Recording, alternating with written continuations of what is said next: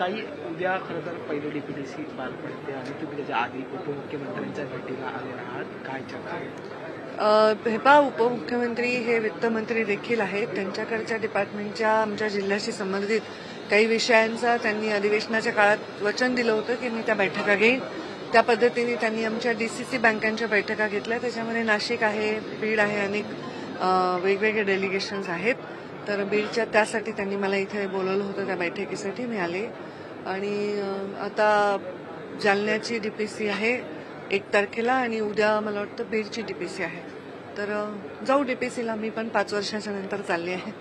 तर बघू काय. आता दादा स्वतः आहेत, मी आहे, सगळे आमचे जिल्ह्याचे नेते आहेत आणि पदाधिकारी सगळे असतील, अधिकारी सगळे असतील. तर त्या सगळ्या गोष्टींच्या अभ्यासानंतर भविष्यातले निर्णय होते. ताई, बीड जिल्हा मध्यवर्ती बँकेची अवस्था थोडी बिकट असल्याची सुद्धा माहिती मिळते. त्या संदर्भात काही चर्चा आणि त्याची सुधारण्याचं त्याच्याच संदर्भातली ही बैठक होती आणि दादांनी चांगली सविस्तर चर्चा केली. दादांना आम्ही सांगितलं माझ्याकडे बँक 14 ते 20 माझ्या ताब्यात होती बँक.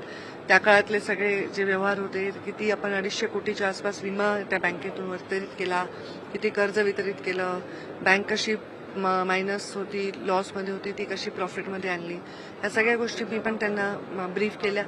आणि आता प्रशासक असल्यामुळे तिथे काय काय करायला पाहिजे, प्रशासकही चांगल्या भूमिका घेत आहेत.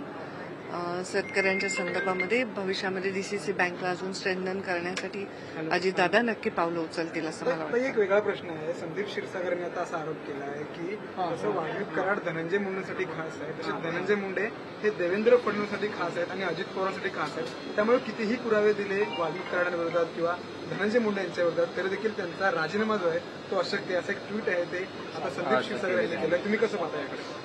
मी काहीच पाहत नाही. मी तुमचं फक्त ऐकून घेतलं, बाकी मी काय बोलतो. ताई,